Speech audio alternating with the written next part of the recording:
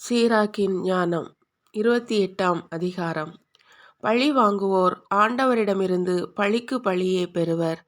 ஆண்டவர் அவர்களுடைய பாவங்களை திண்ணமாய் நினைவில் வைத்திருப்பார்.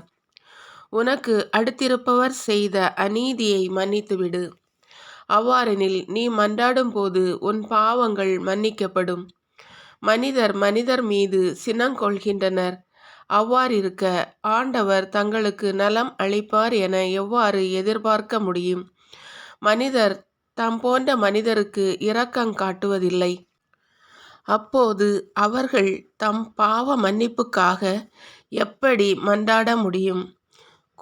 அழியும் தன்மை கொண்ட மனிதர் வெகுளியை வளர்க்கின்றனர். அவ்வாறாயின் யார் அவர்களுடைய பாவங்களுக்கு கழுவாய் தேட முடியும்? உன் முடிவை நினைத்துப்பார். பகைமையை அகற்று. அழிவையும் சாவையும் நினைத்துப்பார். கட்டளைகளில் நிலைத்திரு. கட்டளைகளை நினைவில் கொள். அடுத்தவர் மீது சினம் கொள்ளாதே. உன்னத இறைவனின் உடன்படிக்கையை கருத்தில் வை. குற்றங்களை பொருட்படுத்தாதே. பூசலை தவிர்த்திடு. உன் பாவங்கள் குறையும். சீற்றங்கொள்வோர் சண்டையை மூட்டிவிடுகின்றனர். பாவிகள் நட்பை கலைக்கிறார்கள்.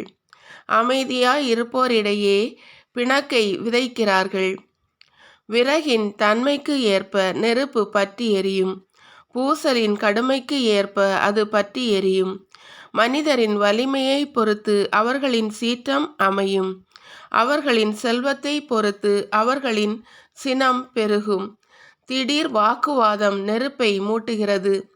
திடீர் பூசல் கொலைக்கு இட்டுச் செல்கிறது. ஊதும்போது தீப்பொறி கொழுந்துவிட்டு எரிகிறது. அதன் மீது துப்பும் போது அது அணைந்து போகிறது. இந்த இரு விளைவுகளும் உன் வாயினின்றே புறப்படுகின்றன. புறங்கூறுவோரையும் இரட்டை நாக்கு கொண்டோரையும் சபி. அமைதியில் வாழ்ந்த பலரை அவர்கள் அழித்துவிட்டார்கள். மூன்றாவது நாக்கு பலரை நிலைகுலையச் செய்தது.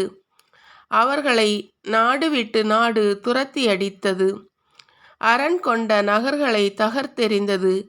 பெரியோர்களின் வீடுகளை தரைமட்டமாக்கியது. மூன்றாவது நாக்கு பற்றுள்ள மனைவியரையும் வெளியில் துரத்தியது. அவர்களுடைய உழைப்பின் பயனை இழக்க செய்தது. அதற்கு செவி சாய்ப்பவர்கள் ஓய்வு கொள்ள மாட்டார்கள். அமைதியிலும் வாழ மாட்டார்கள். சவுக்கடி தழும்பை உண்டாக்கும். வாயாடியோ எலும்பை முறிக்கும். பலர் வாள் முனையில் முடிந்திருக்கின்றனர். நாவால் மடிந்தோரே அவர்களை விட மிகுதியானோர். மூன்றாவது நாக்கினின்று பாதுகாக்கப்பட்டோர் பேறு பெற்றோர்.